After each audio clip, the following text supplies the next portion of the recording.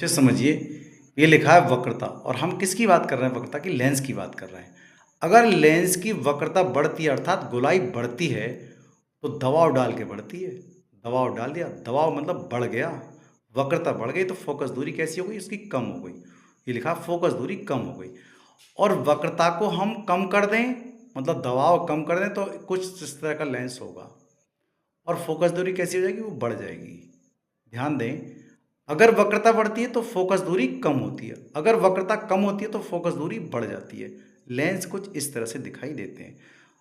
इस समय आंख पूरी समंजन लगा देती है जब लेंस को छोटा करने में।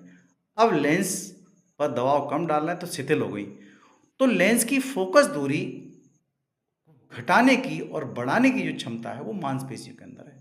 तो लेंस की फोकस दूरी कम होना और बढ़ना, एडजस्ट करना, समायोजित होने की क्षमता को लेंस की समंजन क्षमता कहा जाता है। निकट बिंदु जो होता है 25 सेमी होता है और दूर बिंदु आंख का अनंत पर होता है। इसको हम दृष्टि विस्तार भी कह सकते हैं। कहाँ से? 25 सेमी से लेकर के अनंत तक। आपके सब बातें अब समझ में आ गई होंगी। ठीक है, इसको हम कहते हैं स्पष्ट